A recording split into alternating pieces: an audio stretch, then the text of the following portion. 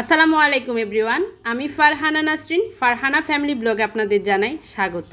আজকের পর্বে আমি তৈরি করে দেখাবো কিভাবে গুঁড়া দুধ দিয়ে গোলাপ জাম মিষ্টি তৈরি করতে হয় সেই রেসিপিটি। চলুন তাহলে দেখে নিই। গুঁড়া দুধ ময়ান করার জন্য প্রথমে আমি 2টা ডিম নিয়ে নিচ্ছি। এখন ডিমের সাথে দিয়ে দিচ্ছি 2 চা চামচ পরিমাণ পানি, নর্মাল পানি, আর দিয়ে দিচ্ছি 1 টেবিল চামচ পরিমাণ রান্নার রেগুলার তেল, আর দিয়ে দিচ্ছি 2 চা চামচ পরিমাণ চিনি। এখন হ্যান্ড উইচ দিয়ে ভালোভাবে আমি এগুলাকে মিশিয়ে নিচ্ছি। মেশানো হয়ে গেছে।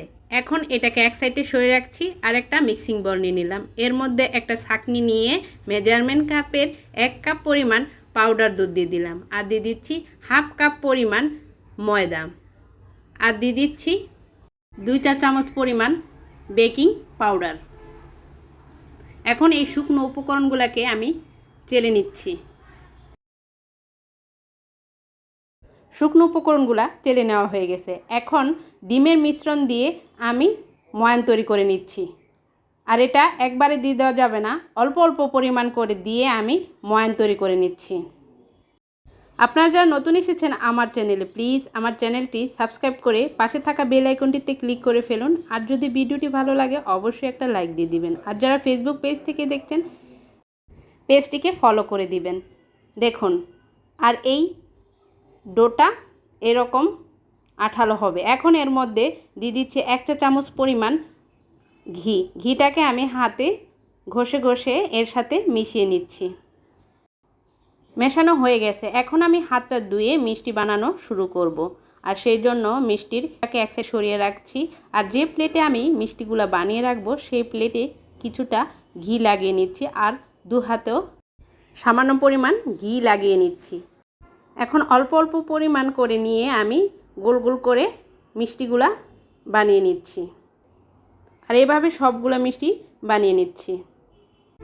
সবগুলা মিষ্টি বানানো হয়ে গেছে। এখন এগুলাকে ভেজে নেওয়ার পালা। সেই জন্য চুলাতে আমি একটা ননস্টিকের ফ্রাই প্যান বসায় নিলাম। এর মধ্যে দিয়ে দিলাম পর্যাপ্ত পরিমাণ তেল।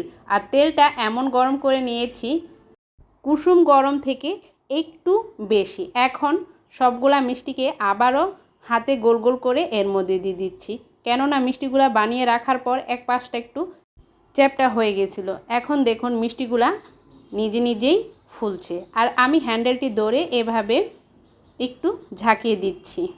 মিষ্টিগুলা ভাজতে হবে মিডিয়াম লো আঁচে, বেশি হাই হিটে ভাজা যাবে না। যদি হাই হিটে ভাজতে যান তাহলে দ্রুত বাইরটা কালার চলে আসবে, ভিতরটা কাঁচা থেকে যাবে। আর কাঁচা থাকলে মিষ্টিগুলা শিরায় দেওয়ার পরে চুপসে যাবে। মিষ্টিগুলা সময় নিয়ে ভেজে নিতে হবে। আমার এই মিষ্টিগুলা ভাজতে সময় লেগেছে 10 মিনিটের মতো।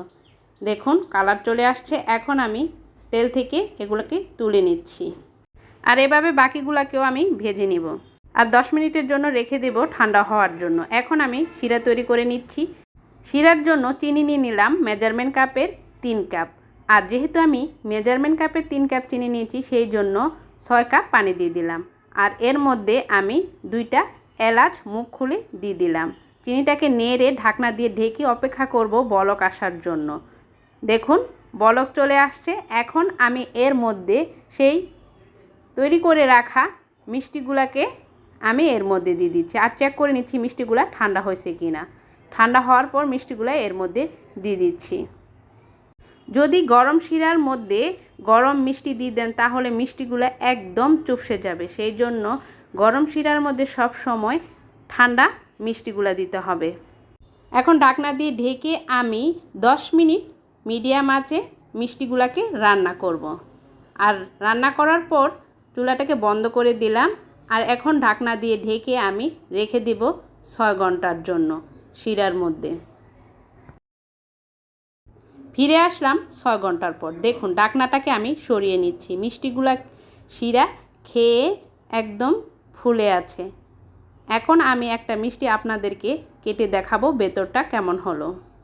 দেখুন মিষ্টিটা কতটা নরম হয়েছে, আর ভেতর থেকে ও রসালো, আর খেতেও দারুণ হয়েছিল।